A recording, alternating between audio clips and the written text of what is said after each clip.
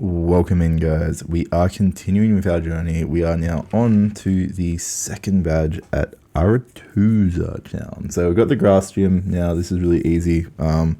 Having chosen the smallest evolution for Coco for Croconaw or Skeleridge to come into. We have Croconaw already, so it's not really going to be an issue. I can literally just run Incinerate Ember. I'm not having to do any setups for these gyms because they're pretty simple. Now, the team is slowly being built. Today we did, just going to go over it quickly. So I had to do a voiceover because I was talking to someone on the phone at the same time. So like I only got to like actually voice maybe I think 10 minutes of this or 5 minutes of like what I was playing today. So anyway, guys, we're going to go off track there. So I did the gym test. Sunfloras were a lot easier this time. Now, I always get confused because like I always start looking for them as if they're in the pot plants. And then I quickly remember that they're not. And so after a while, it took me, I think, like a couple minutes just to do this bit. But we got through it pretty quick, guys. We got through it quicker than we normally do. I think last time I played this when I was doing the Nuzlocke, because I hadn't played it in a minute.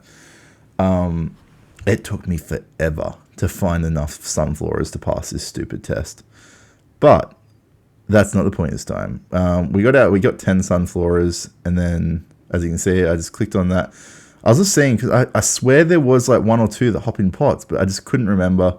So I was like, okay, I don't think there's any in pots this time. I'll double check. And then I was like, cool. So they're all freestanding. As we can see up on the hill here, we have one, and then we go from there. But yeah, the stress is on. I got my next competition. So it'll be my first face-to-face competition. It's meant to be in July. I don't know if I'm going to have my team by then. The biggest issue is I need to have my team submitted. I think it's like a week out from comp. And I have, at the moment, I have Rillaboom and I have Incineroar, which is like perfect. They're two of the main ones I use. Now, what I don't have is any of my restricted mons, any of my setup mons. Now, Fletchinder in this is going to become one of my setup mons. It's going to become obviously Talonflame. Talonflame was very useful for me for many wins in my first season and second season. Not so much the third season. Third season, I'd really got into the groove of using Tornadus. But in saying that, Talonflame can be really useful. It can restrict the movement of certain Pokemon like Koraidon, and a couple of other restricted Pokemon that rely on that physical damage attribute. Now, I would very much like to not have to rely on it too much because the Flame Body is very inconsistent. It's a 30% chance of activating and causing, obviously, harm to him. I was going to run like a Staraptor, but then Incineroar already does my Intimidate. I could double Intimidate, I guess. That would be pretty...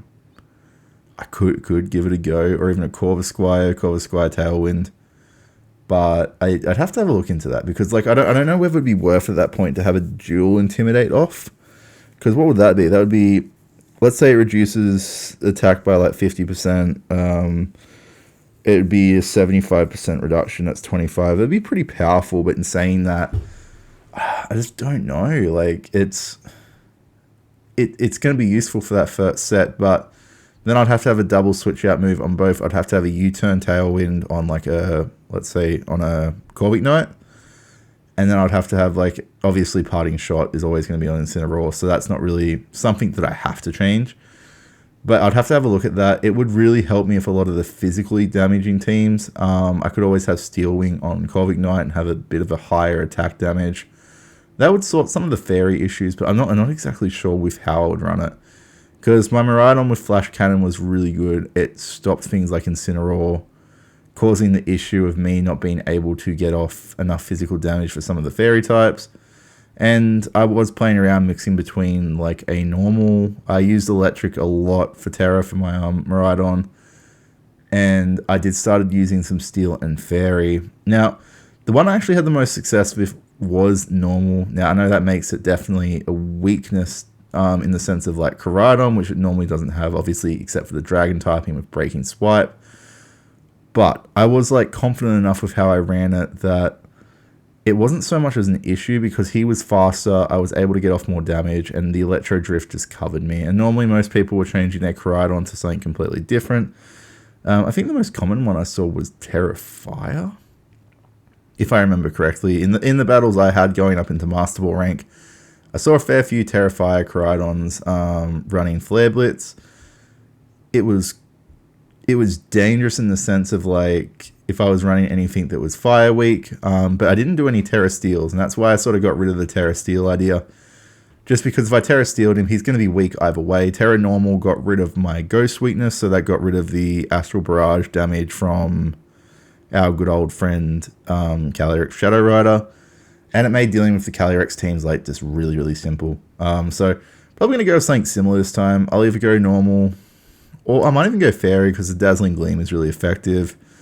And Astral Barrage is still not going to be super effective at that point, but it still just does so much damage, and I really don't want to keep boosting their Calyrex.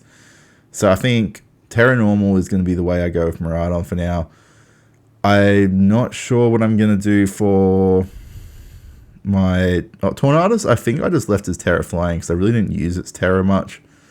I think I used it once out of accident, which I lost that game because I was meant to Terra Normal my Miraidon, but for some unknown reason it Terra Flying my Tornadus. But obviously if that's the worst thing that was going to happen to me during a match, I think, like, you know, it happens, dude. It's not bad. We have, you know, matches of 3, best of 3 anyway. But yeah, anyway, into the battle here. We obviously see sends out Petalil. I just go with Crocodile. Incinerate's going to, I think, 1 hit this one. Yeah, I think it's Incinerate 1 hits, and then I can just do I think 2 hit is only on Sudowoodo. Just because he has a little bit higher special defense and defense stats, which is fine. Smoliv 1 hit. I wasn't too worried about this. Like, this is a really easy start. These first 2 gyms are always going to be really easy with Fuecoco, just because he has such a good special attack damage, and because he has such a good typing for him. Now, I've got to double check. I completely forgot what order to do the crews in. I ended up doing the Fire crew this same day. Now, let's have a look. I can't remember if it was. I think it's Dark Crew you meant to do first. I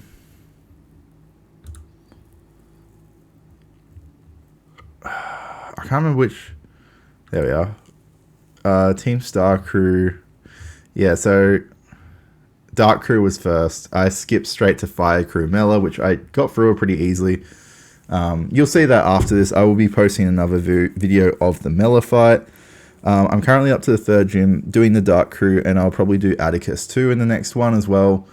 And then I'll just split it up into 3 videos. I'm just doing the main battles for it. I'm not really doing the grinding in between.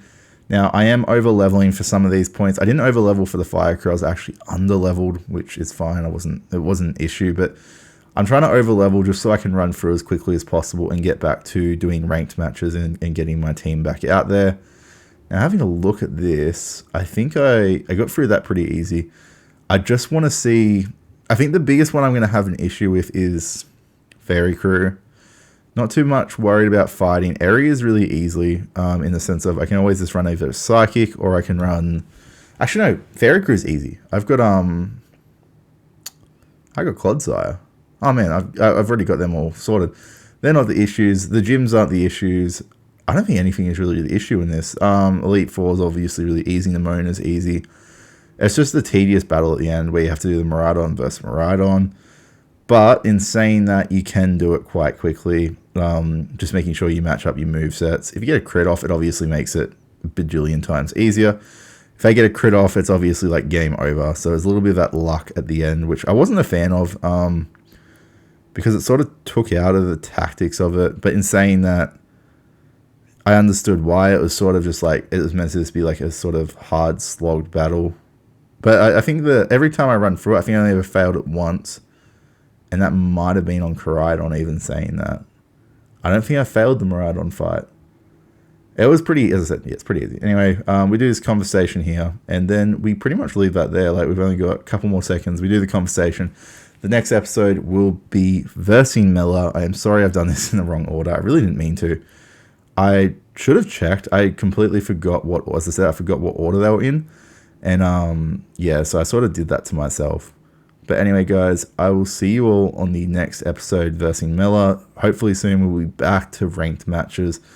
And I'll just be posting these up over time anyway. So even if I'm back to ranked matches sooner, you guys will see that and this at the same time. See you then. Peace.